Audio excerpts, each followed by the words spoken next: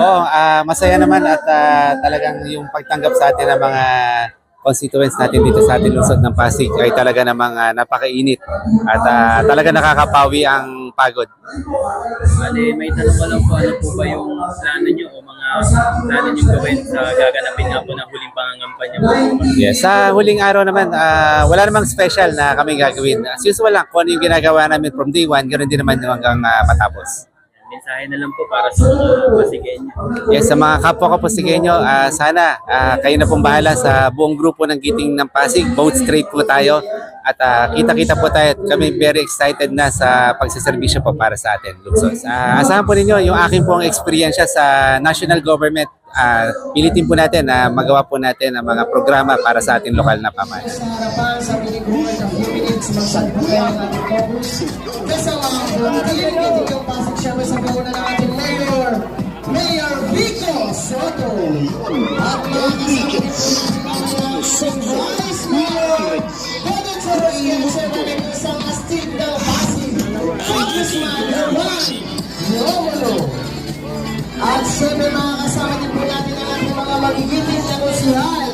Sa panguna ng ating konsihal, Konsihal Buboy Agustin, Konsihala Angelo De Leon, Konsihal Ryan Enriquez, Konsihal Warren Inocencio, Konsihal Maru Martires, at Konsihal Boy Raymundo. Kaya naman barangay Pinagbuhatan, halina po tayo rito sa mini-court.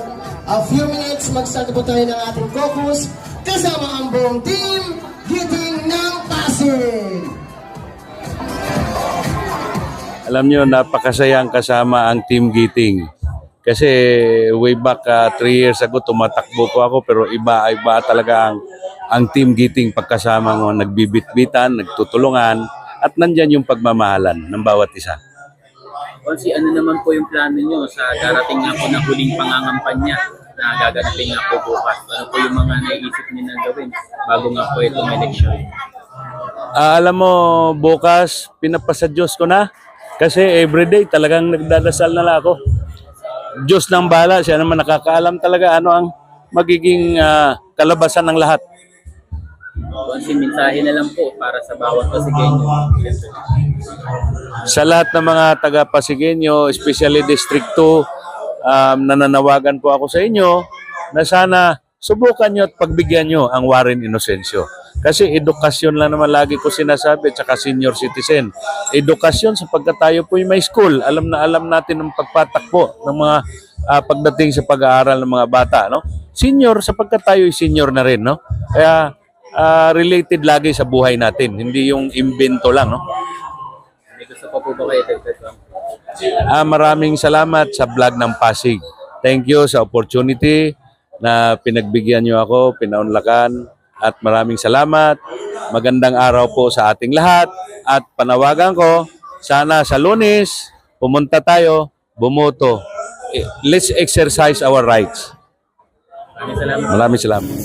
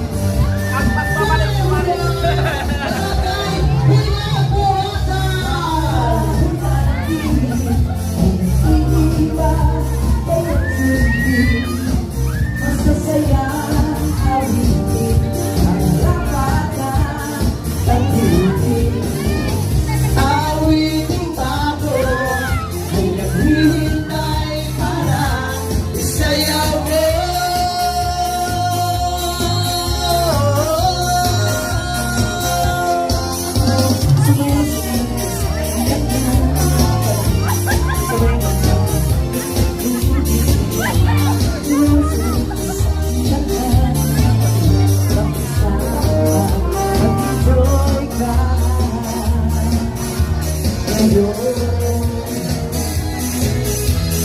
At syempre nandito na po ang ating konsihan,